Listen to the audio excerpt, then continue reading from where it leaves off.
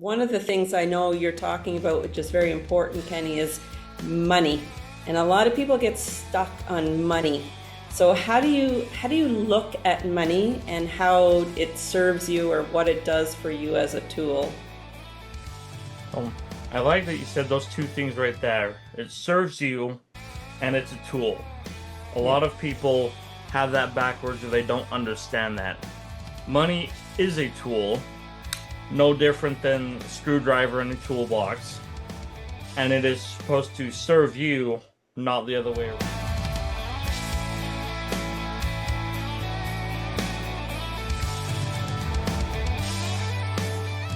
Welcome back to Soulmates and Suitcases. My name is Lisa Brerley, and my co-host Scott is not here today, so I have my dog Norton next to me being my co-host. And if you are new here to Soulmates and Suitcases, our podcast is a kind of open and honest conversation about healing, resilience, relationships, mental health, and all about the stories, I guess, that shape us. And you can find us, all of our podcasts on YouTube, Spotify, Apple Podcasts, and we're new to the platform truefans.fm.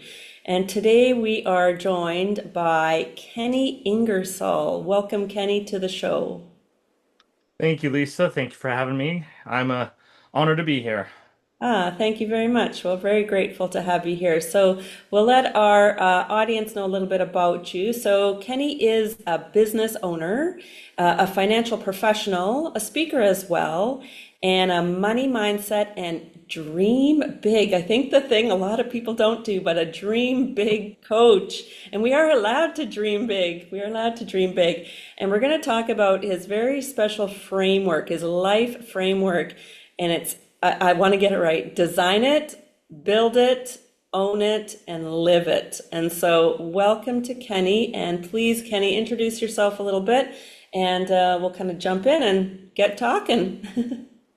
So yeah, again, thank you for having me here, and I love your show, Soulmates and Suitcases. At the risk of sounding cheesy, corny, if I wasn't married, my soulmate would be my suitcase because of how much we love to travel and, metaphorically and physically and stuff. And so I love the name of your show. But yeah, my name is Kenny Ingersoll. I've been born and raised with the entrepreneurial bug, and knowing there was something different. I didn't fit the mold. My parents were entrepreneurs, so I had a taste of what it was like, but just took for what seemed like forever to find my niche and my why. And so I've tried a few different things, a handful of things up and down, and something clicked and the background and going through it and just helping people is my biggest why, and having lived through it, you have more of that joy and that appreciation for it, and I love being able to share that with others. And so a little bit more about me. Yeah, for sure. And you mentioned right off the top, finding your why. So what did that journey look like? Because I think a lot of people feel lost or stuck or unsure. And we've heard many gurus out there about talking about how to find your why. So what sort of path or what did it look like for you to find it? For me, it took all those experience I've had. It took the years of trying this, doing that, failing at this, whatever. But really understanding who I was and what my calling was. Um, I like a lot of Steve Harvey. He says you have a passion and then you have a gift, or a calling in something. And then there's also the phrase, there's two important days, the day you're born and the day you figure out why. So for me it was understanding what I was born to do, not just, oh, my parents were this and my grandpa was this and, five generations, so I should be this too. And there's nothing wrong with that if that's your why, but why it didn't dawn on me at first, or it didn't click at first, why I was doing what I was doing, just what the norm was, what I was told to do, and what five generations have done, sort of thing, whatever the case may be for you. But it goes deeper than checking the box and getting a paycheck. the what I call the root why, because you could have several branch whys. I'm getting this job for money. Okay, why do you want that money? Okay, why do you want that? So you dive deep and get to the root of it. Yeah. And my root why is creating memorable experiences for myself and others. That could be all sorts of different things. But once I understood that and digested that and really grasped what that meant for me and what that looked like for me, that's when it clicked. And that's when, okay, this is where I'm going. Yeah, I love that. I totally agree. I totally relate with you, Kenny, saying and why and why. And for me, it was, and what does that mean? And what does that mean? And what does that mean to you? And so, yeah, asking those questions, something I think a lot of us don't deep dive and really look into. And when we come up to those sort of obstacles in life, it's to just stop and say, and what does that mean? And why is that? Exactly, 100%. Yeah. And so your framework, let's kind of dive into this, where this came from. Design it, build it, own it, live it. Can you tell us where this came from? How did that come to you and how you live it every day? So yeah, going along with the why, and why why you're alive. We're not on Earth to get a job, pay bills, retire for 10 years, and then die. Or at least I don't believe that, you know. Mhm. But we're here for a purpose or multiple purposes. And so what is that for you? And what do you want your life to look like? That also ties in with the dreaming big. And so I recently started a brand movement called Build Your Life. So building your life. What do you want it? What does Lisa want her life to look like? Not what her husband wants it to look like, not what social media wants it to look like, not what 5 generations of family history in the same occupation want it to look like. What does Lisa want it to look like? And so building your life encompasses all areas. What do you want your family time to look like? What do you want your home? What do you want your financial to look like? What do you want your faith?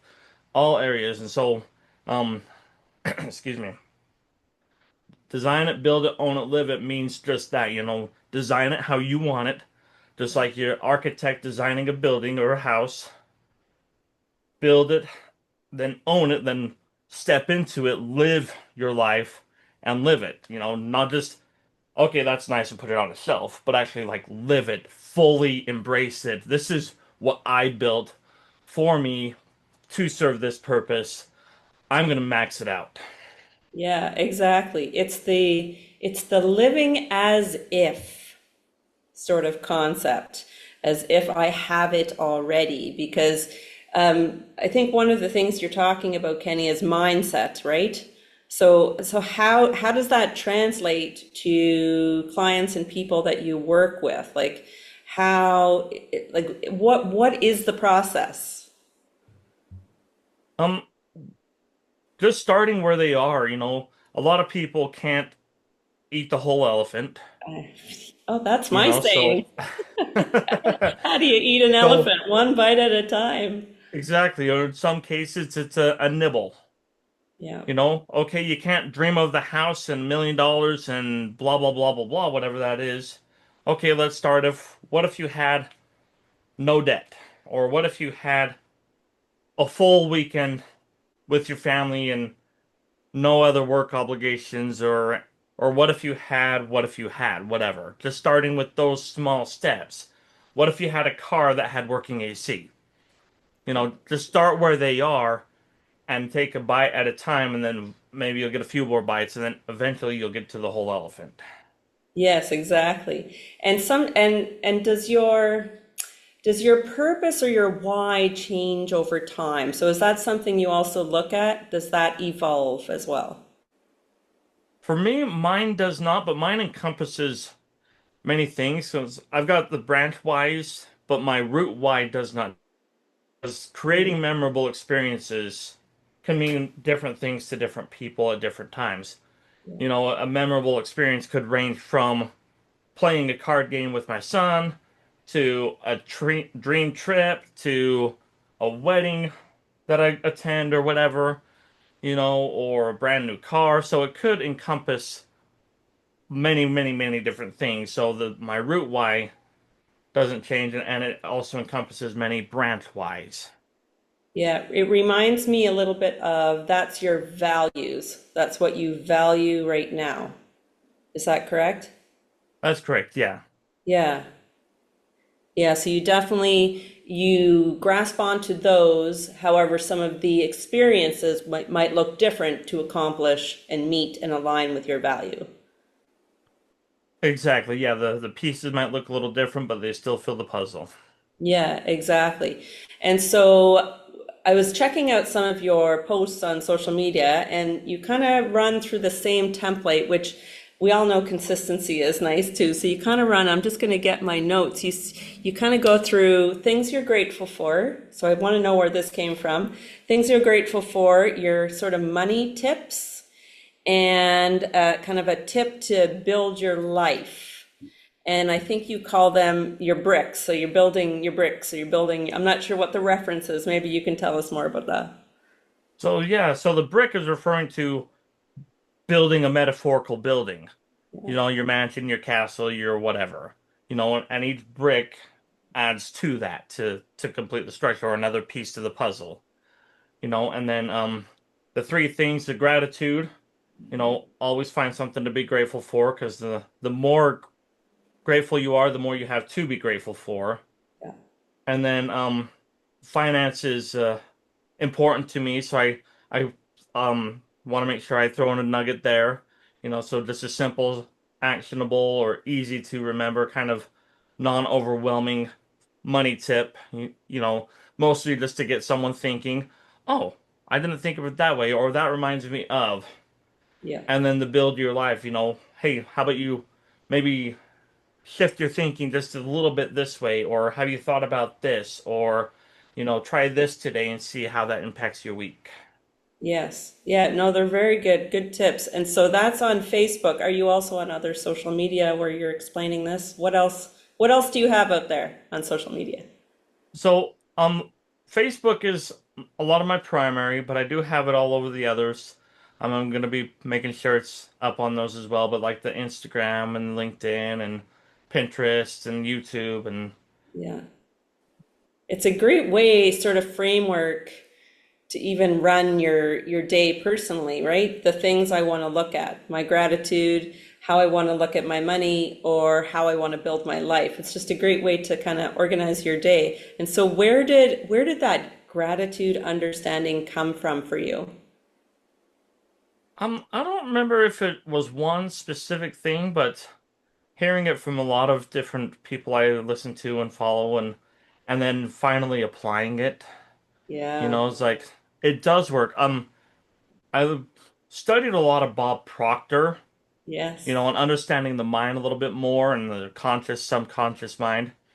And once I understood that more and how like attracts like, and then the grateful, being grateful, or the saying, the more you're grateful, the more you'll have to be grateful for, Yeah. really clicked and started to take meaning for me. And it's like, oh yeah, that does work. And the same thing with the negative side. If you're Yeah. focused on the negative, it's going to attract more negative. Yeah, it's a very good understanding. I know I personally was part of a class probably 4 years ago, 3, 4 years ago now, where the you are encouraged to, before you even get your feet on the floor, when you get up from bed in the morning, is to give at least 5 gratitudes before you even get out of bed. And so I've learned that gratitude is one of the highest sort of frequencies or understandings of what we can attract. So when you're grateful, it attracts more things into your life. And one of the things I know you're talking about, which is very important, Kenny, is money. And a lot of people get stuck on money. So how do you look at money and how it serves you or what it does for you as a tool? Um, I like that you said those two things right there. It serves you and it's a tool. A Yeah. lot of people have that backwards or they don't understand that. Money is a tool, no different than a screwdriver in a toolbox, and it is supposed to serve you, not the other way around. So when I understood that money is a tool, I was able to kind of separate myself because a lot of times we'll put money on a pedestal, and then um we value everything against money, which, we're in a money society, a money thing, so it's easy to do so, but we overvalue money a lot of times. What do you You mean know, by that? We overvalue money. we put too more value on the money than what we trade the money for a lot of times. Like, one of the things I use in my teaching is paying bills. A lot of people gripe about paying bills. While I'm, not it's not my favorite thing, I don't mind it because I value the running water and the lights and stuff more than the money sitting over here in my account. Yeah. So that's what I mean by overvaluing it. We're hoarding it so much and we think it's so valuable that we sacrifice the more important things or the things that'll help us be live our lives better.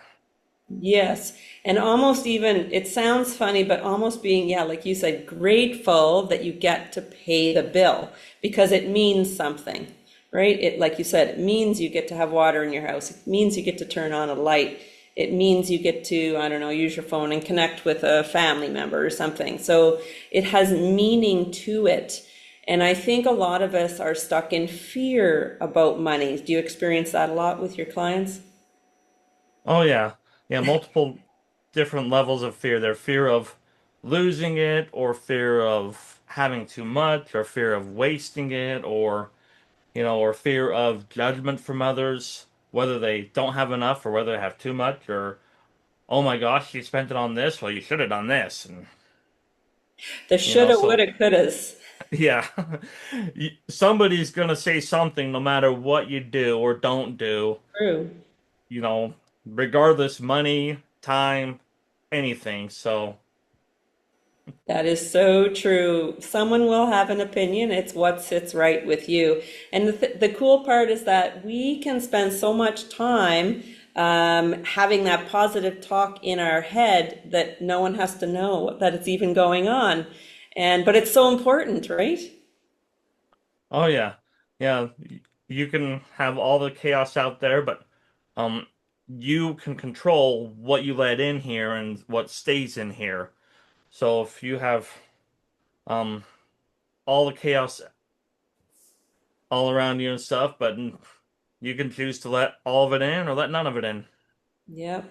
I know on your Facebook site, I believe more or less you have that I won't quote it right, the banner that says if you're going to be negative, more or less you're going to attract negative. If you're going to be positive, you'll attract positive. So that mindset, and I know a lot of people are, in the depths of debt or overcome by fear, especially social media is just plastered with so much fear and that sort of thing. So how do you support people getting through that, getting over that, like building the resilience? Um, Again, one bite at a time, where they're at, if it's a debt, and I've got this debt and I've got this debt and I've got this debt and I've got this debt. Okay, let's focus on this little piece over here. Yeah. If your whole house is dirty, don't focus on the whole house. Let's just clean the little room over here. And then we'll get to the other room next. Yes. Yeah, exactly. It's an emotional weight. It's baggage in many ways. Yep. And then w helping them understand, okay, yes, this has happened. There's a mess on the counter, but let's wipe it up, let's clean it up, and start new kind of thing. We have debt, yes, we'll figure it out, we'll get it taken care of, and we can make changes. Doesn't mean it's going to be our life forever, Yeah. Yeah. and Yeah. I think that's one of the things people feel like they're in that space forever. exactly. And they Yeah, don't have to be. They let their past situation and circumstances determine their future and hold them back. And I'm gonna paraphrase and probably butcher it, but I've known several people who said, um, your past has nothing to do with your future. there you go. You can learn some lessons from it Oh, if you absolutely. if you like, that's for sure. But I think one of the big things, I heard this recently, so knowledge is power, but actually knowledge and action is power. Yeah, I know Bob Proctor says a lot. Yeah, Knowledge is not power. Specialized or applied knowledge is, or something to that effect. But yeah, yeah. same thing. The knowledge and the action together. Yes. And to be okay that, we make decisions all the time. Like we just, I don't know what the number is on how many decisions we make in a day. Like I'm sure it's insane. Um, and not all the decisions we make work how you thought they were going to work, but you made a decision. And I think that's sometimes a key thing because a lot of us do this. I don't know. I don't know. I don't know. And we stay there. Do you see that a Hmm. lot? Oh yeah, all the time, and a lot of times we'll spend more time deciding than if we just picked one, hit the dead end, and then came back. Yep. Exactly. Exactly. I see it in more ways of typically relational things, sort of having a friend or they meet someone or a partner and that sort of thing. I see it often, although I'm sure you see it in that financial side of things, making purchases and stuff like that. Yeah, yeah. There's a lot of things. Again, goes back to that overvaluing money sometimes, or the mindset of lack. There's only so much out there. They see what's in their bank account, but they forget that there's more and they could go get more. Yeah. Or they forget the value of what they're going to invest that money in. Yeah. They just see what's going to disappear from their bank account.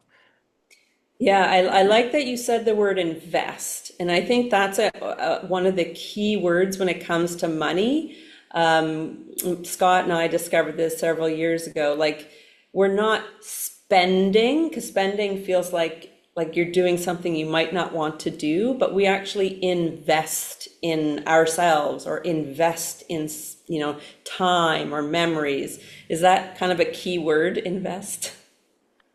Yeah, if you apply the word correctly, yeah, a lot of people, I deal with a lot of like life insurance and things like that and stuff, and they see that as a bill. I spent this money on this life insurance. No, you invested it. It's going to work for you. You haven't lost it. You just put it over here. Yeah, So we use spend on places we should use invest and that mindset that goes with it. And like you said, it could be non-monetary. Invest in those memories, invest time, invest energy, so lots yeah. of different things that are investments, not expenditures. Yes, exactly. And I was just thinking something and it left my brain. That's okay. Um, where do you see sort of your clients, like, what are they, when they come to you, what is kind of their biggest blockage that you're experiencing that you see? A lot of times it's never enough money or the debt is overwhelming, Yeah, so they see again what their debt is compared to what their bank account or their income to outcome, and they let it get overwhelmed instead of taking the bite size, or instead of um rerouting some of that money to work better for them, or a lot of times it's even just lack of knowing what tools they have access to. ah, And I use the analogy of a grocery store. A lot of people are only aware of like the bread area or the bread section or the dairy section of a grocery store where you're standing in a super Walmart and you got the whole other store out there for you at your fingertips. Yes, so what would be some examples of something that can help them with their debt or their income? Like, what are you exploring with them? So there's lots of other products, and I won't go into Yep, specifics and stuff, but different products and things that might be a good tool. They might have a screwdriver when they really need a wrench, yeah, or also just ways to earn additional income. That they're not considering or they don't think they have time for, but that may be able to be done without any more time or much more time investment. And also just the habits. They a lot of times they overlook the habits or I've been doing this my whole life. Okay, well, it hasn't been, it may have served you previously, but now might need to be tweaked a little bit, to serve you better now. So habits are a big thing. Tweaking those habits, one little tweak at a time, and then we'll get it to where it needs to be. And it makes a huge difference just in tweaking the habits. yeah. And I love that. I love that question, that whole understanding. Is it serving me now? That's great. Yeah, yeah. As we're creatures of habit, Hmm. and we're this worked for grandma and great grandpa and great great grandpa, so why should I change it? Yeah. Or I use the, if I had an old brick phone, would Yeah. it help me as much as this one does? Yeah, exactly. Everything's at your fingertips pretty much with the phones Yep. we have now. Everything. And it does. It makes it gives you time to stop. Here's a quick pause in the conversation to invite you to join our Facebook community, Soulmates and Suitcases podcast. Tell your story, amplify your voice, where we share upcoming guests, new episodes, and conversations from the podcast. And you can catch all episodes on YouTube, Spotify, and Apple Podcasts. Be sure to follow and subscribe so you never miss an episode. Now back to the show. And sort of take account of your life. What's working well, what's not working well, what's not serving me now, and what can I do? So for people who are like, I don't know, where do I start? So and they can reach out to you, right, Kenny? Yeah, absolutely. Yeah. And we can at least point them in a direction to start. Well, first we got to establish where they are. Yes, that's the big thing. Establish where you are and go from there. And then, so what's the next step? So the next step is being okay with where they are, because if you don't accept and admit where you are, you're not going to be found, so to speak. But then just okay, let's take a baby step. You want to go here? Let's take a baby step there. You don't have to climb the full mountain yet, but let's just go up a step. Yes, exactly. And I know a lot of people are out there doing, starting their own businesses, starting their own sort of ways of helping people. And this is new for me because I wasn't sure, like, when I have people reaching out to me for, conversations, and I'm like, oh, you just want something from me. However, do you find when you connect with people, it also builds you up? I do. I do. It helps me remember what I'm grateful for and reminding me of scenarios that I've been through and stuff like, oh yeah, I remember going through that and this is what I learned and this is, you know, um how it helped me or how I was able to start this or this came about, so a lot of different things that to help build me up and then non um egotistically, it gives me more confidence like, okay, yeah, I can do that. I can help this person because of these. Yes, and I think many of us go, oh, there's a guru, he knows all the answers, but we sometimes forget we're all learning at the same time. We're all on a journey to learn even more. And what I've discovered as well, and maybe you too, Kenny, that when you meet someone, you get to learn from them as well. Yep, absolutely. Every time. You Yeah. never know, you don't always know what you're going to learn or how, but you end up learning and growing from someone every time you meet them. Yeah, exactly. And being open to those conversations, open to those opportunities, like more ends up flowing your way. It's an incredible place to be. And when you're, I'll say approaching it, when you're approaching that space, you're kind of like, is this really going to happen? And this is going to spiral or build this way. And it's like, yeah, this really does work this way. Yep. Yep. You just hang on for the ride. And enjoy the ride and keep inputting because it keeps building, I guess, keeps going, Absolutely. which is Put more into exactly your it. format. It's exactly your format. Design it, build it, own it, live it. And can I add love it too? Like Oh, I like that. love it all the way, love it all the way. And one of the things that used to, I read this somewhere in your information. It's if I only known then what I know now. Oh, yeah. Yeah, that's a little quote I saw somewhere. So what does that mean for you and what does that bring you back to? What time of your life? Oh, different times for different things. It's kind of the saying, the hindsight's 2020. Yeah. You know, um, finances, if I'd have known some of the stuff 20 years previously, or business aspect, or how to parent. I've got a 13-year-old. If I know what I know while he's 13, when he was one, how much different would that be, or how much better equipped would I feel? So different times for different things in different places.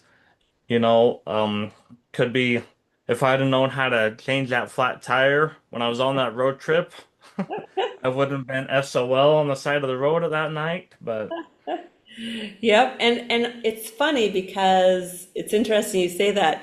And to remember, we can say that and still everything worked out perfectly. yeah, I like that. I often say a lot of times the best road trips are the detours because That's the experiences, or you might have met somebody or discovered a new place or whatever the case may be. So, Yes, exactly. I remember meeting, I had a friend who had their flight canceled and they sat down and they weren't frustrated. They go, "Ooh, I wonder, that means I'm going to meet someone different or do something new or do something," like it meant something else that was positive. So it is about mindset. I love that. That's awesome. Yeah, yeah, it's pretty cool idea when you think of it that way. And so, taking action is huge. Like deciding today that you're worth to take the action. I think that's a huge point. Yep, definitely. Even if it's small, you Even know, I'm gonna I'm gonna go around this block. Start with one step. yeah, exactly. Exactly. I'm going to do something different. I'm even going to look in the mirror and say something positive about me today. That is as simple as that. Yep, that's simple yet difficult Correct. if you let it. Exactly. But again, Exactly. you gotta shift it because for me, doing that, it took me a while. I'm like, oh, this is so, but I'm like, nope, nope, that's a good guy in the mirror. So it took a while, but Yeah, it's creating a new pattern. And when you think like I'm 53, and so when I go, wow, well, it took 53 years to create that, it's going to take a little unraveling and a little, work and effort to create a new pattern. yep. And giving yourself forgiveness for that, yep, is Yep, important. Like yep. I'm making an attempt, I'm making some progress, I'm taking a step. I can do a little more the next time. Exactly. And my husband's biggest saying to me says, "Be gentle on yourself. Like, don't beat yourself up. Don't beat yourself up." And I often think about what I like to call opposites, or the different ends of the spectrum on some things. So you can stand in the mirror and literally tell all the things you love about yourself, or you can do the opposite and tell all about the things about you hate about yourself and go, well, what sort of path will those bring me to? And you have a choice. You're kind of at a crossroads. You're at a choice. You can do it that way or you can do it that way. So it's like sitting there being aware and saying, what do I want? Yeah. What do I want? It seems simple, it's like we say, it seems simple, but it does take some courage, I think, on your part. Yep.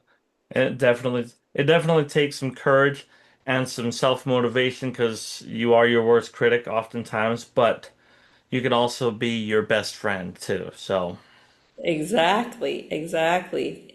And that's another thing I often think about is when you decide or you're beating your own self up, it's like, what would my best friend tell me?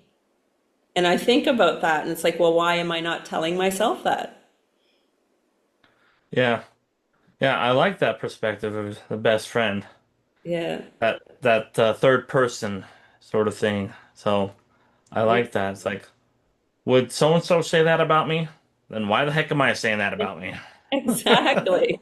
Like it is interesting when just like you talked about the gratitude, when you have the gratitude, great things seem to come. So same thing when you start talking to yourself with more positive words, more positive things happen. So it's kind of crazy. And so when people come to you about money, and you share about your relationship with money, what do you say to your clients about your relationship with money? What does that look like for you? So, my relationship, what I share with them is, I talk about where it used to be and why I was able to understand it to where it is now and how I was able to recognize that. Because if you, um, I guess in a way, if you like grow up with somebody, let's you and your husband, you don't notice the changes every day. But if you go see your cousin you haven't seen for 10 years, like, holy cow, look at you. That's kind of how it is with mindset and stuff. And so if you don't consciously think about it or note it down, you're not going to recognize or see that change from point A to point B because you see it every single day. And so I talk about where I was and where I got to and being able to recognize those patterns and um, understanding what I wanted to change and how to change that so that I could implement those things and take action and stuff. And why I decided on those things because my money mindset is not going to be the same as everybody else's. So why I picked these is for my reason. You need to pick yours for your reason. I can give you some examples and what I did for this, and but the the actual finished product needs to be your own. I'll just give you the tools and the steps to get there. But um, yeah, helping them understand the before, the during, and the after. Yeah. And do you find, like a lot of people talk about, the whole act of writing things down. Is that an important sort of action as well? If if you if that works for you, writing it down I know works. I don't do it all the time because it's not how I operate fully, Yeah. but other people um that's their niche, if you will, for that. Yeah. So whatever works for you or saying it or hearing it, might be better for some people than writing it down or a combination of, maybe one day you write it down, then the next day you hear whatever. But the fact of um, repeating it somehow, whether visual or physical or um, hearing. I don't know if hear whatever that word is, but Auditory? auditorial. Yeah, Yeah. that's the word. But so some form of hearing it, seeing it every day, whatever works for that person and connects for that person, and sometimes it changes. I went through a phase, or actually multiple phases, where I wrote down every day, and then oftentimes I'd listen to it every day, or I'd read it every day, or I'd record myself saying it, and then I'd listen to that, or saying it in the mirror to myself. But yes, to answer, short answer to your question, I do believe that is very important. Yeah, very, very important. Very important. Yeah, that's a great tip. Or many tips actually in there, because I really like the saying it to yourself, like recording yourself. That was a really good tip. I never thought of that. I like that a lot. And I know on my phone, there's a voice memo, so you can record yourself and you can re-listen to it over and over. I like that a lot. That's a good tip. Or just videotape yourself. Oh, thank you. Yeah, it took a while to get used to it because, again, talking to yourself in the mirror, but I'd often go back and watch my own YouTube videos for that purpose, Yeah. as well as to, okay, what can I improve? But just to repeat that, okay, you know, um, for that reason to grow and to have that established in my brain even more. Yeah, exactly. I was telling Scott, I do the editing of our podcasts, and I don't have to do them. I get to do them because I get to listen to all the I awesome love. like wisdom and advice and stories all over again. I get to hear it, so it's like it's a great reinforcement, I guess, of the great people out there, the stories and everything that they share. And I want to share a little thing with you and your audience. And this, I just discovered this a few days ago. So this idea is that money writes you a love letter. And so from the perspective of money, money sends you a love letter. So you literally write out a letter, a love letter from money, and why money loves you so much and why money wants to be with you and all that sort of stuff. And I was like, that's a cool idea. Yeah, I like that. The abundance attraction thing, and I'm being comfortable, just like your best friend, your husband, whoever you want to hang around with, you have a conversation with them, and it's different than um the waiter at the restaurant, but the money, while it doesn't live and breathe, it lives and breathes, if you Yeah. will, and it hears you. So, Yes. And I was just taking my dog out for a walk the other day, and here in Thailand, there's lots of soy dogs. And I'm like, I am seeing more money come to me so I can actually help those dogs. So it's like, seeing the purpose or how it can serve and be made useful is a big mindset shift. oh yeah, that's huge right there. Money needs a job, whatever that job is. It could be savings for a rainy day, it could be for a vacation, or it could be for the dogs. Money needs a job. So having a purpose, and it also ties into something deeper than just money. Because money is just a tool. Money is, in some regards, no different than the sticky pad on my desk, Yeah. but it does need a job, and it has to have a purpose. The purpose for this is to write notes. So give money a purpose, and I've liked that. I like that too. Give money a purpose. I never really thought of it that way. Yeah, I like that a lot. Otherwise, it'll just find its own purpose, and you know, extra M&Ms here, or coffee here, or this there, or whatever there. And like anything, we can choose the purpose, like for the good, if not good, I don't know what the choices that you can say, but to reflect on what you want it to do. Yep, exactly. We can choose and make choices and change those choices. Yeah, exactly.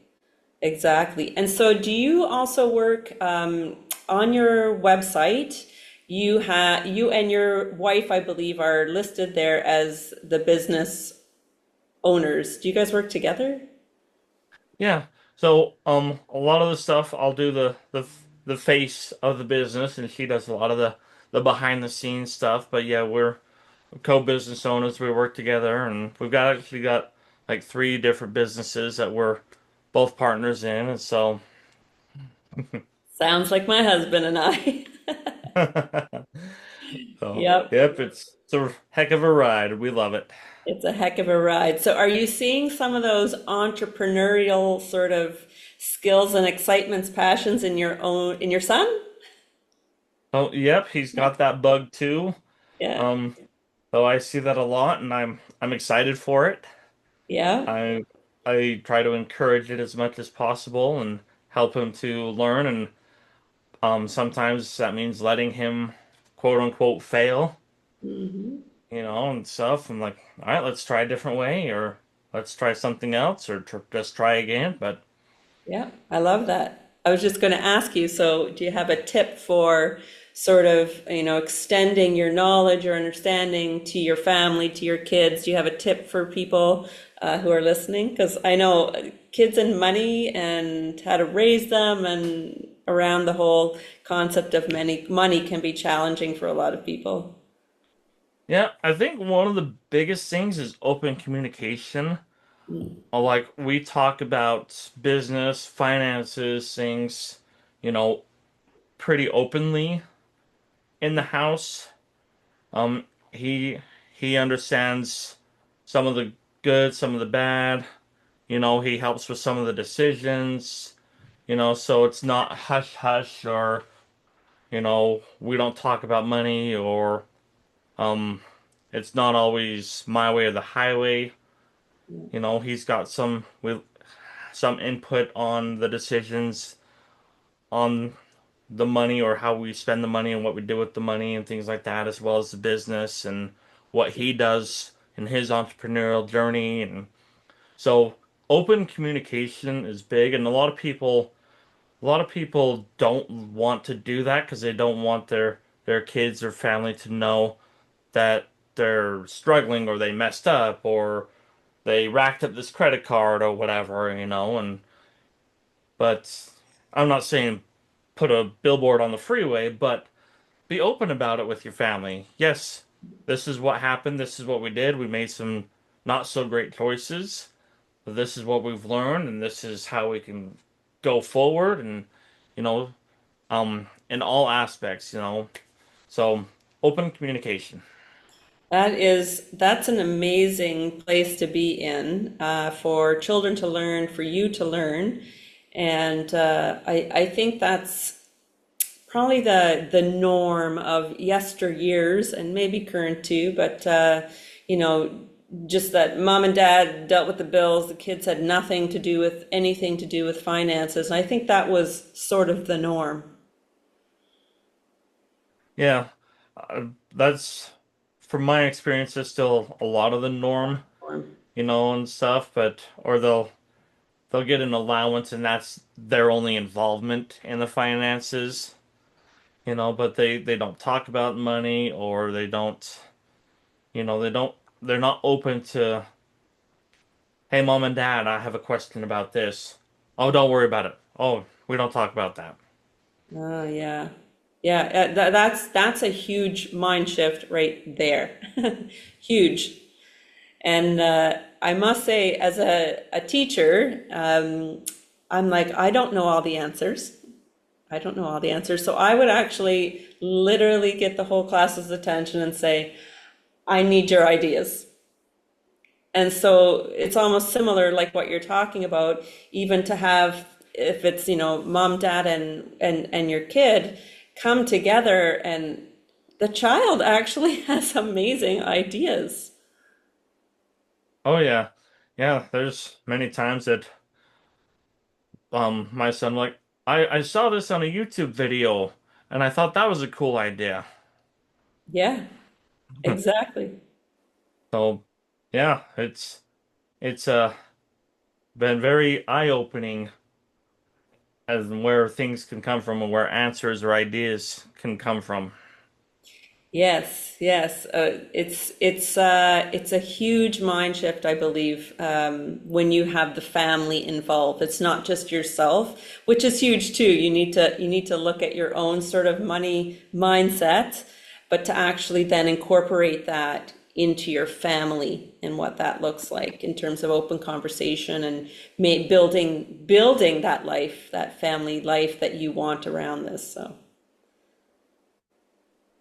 So yeah, it's been great. It's we've built our life that way so that we have that structure, that framework in our home. Yeah, and you're leaving that legacy. And that word legacy is probably thrown around a lot nowadays, but what does that mean to you in regards to what you're building now? Um, Legacy simply, for me, a way would put it is how you're remembered or what you're remembered for, what you've established, Yeah. essentially. So, yeah, or the things you want to have carry on after you pass. But yeah, And what's wrong with living the legacy now, right? Not just when you're absolutely nothing wrong with living that legacy now. yeah, yeah. And yeah, that's something I discovered a few years ago. It's that when you take the action, so you know that knowledge, you take the action, and you never know how your I suppose understanding of your self-worth, your confidence, seeing your ability, how that trickles to other people. You never truly know. Could be, could be the next day, could be 10 years down the road, could be 50 years, could be, 200 years. You never know how your actions will inspire someone else. Yep, and like I said, just being open to that because and what if I fall on my face? I thought about that when I set up a time with you. I'm like, what if I mess up or fumble or say something wrong? And but here I am, and I have a chance to make a new friend with someone in Thailand. Exactly, exactly, perfect, exactly. And it is, that's a lot what this has to do with as well too. New connections. Final pause. If you've got a message on your heart and want to be our guest, don't be shy. We'd love to hear from you.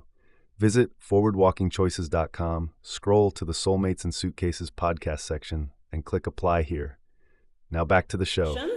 New opportunities to learn from someone different.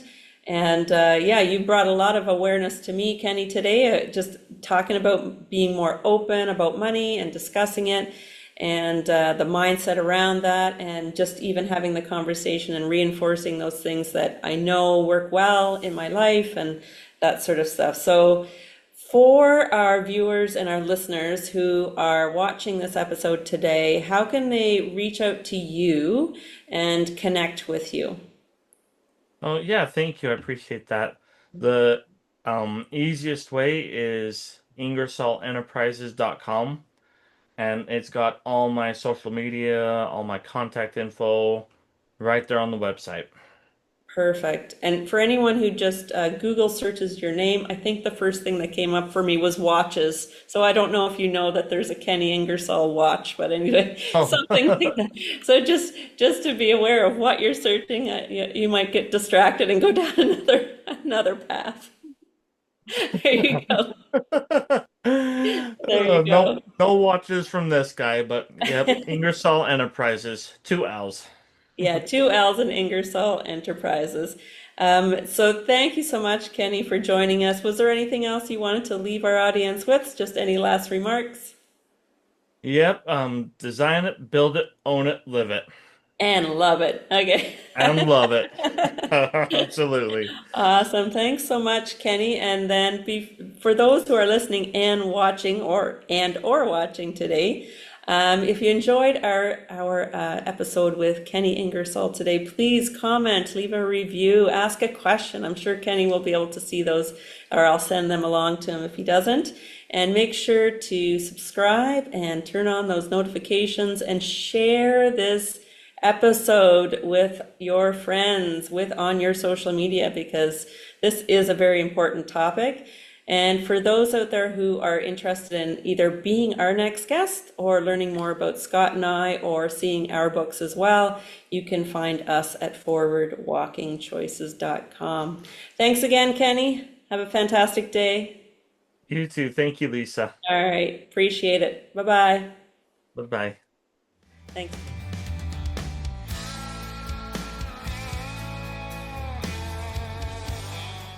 Looking for more inspiration around healing, love, growth, and possibility? You can explore our books at payhip.com/Lisa Scott Brearley Authors. And if today's episode meant something to you, we'd love for you to follow the podcast, share it with someone you care about, or join our Soulmates and Suitcases community online.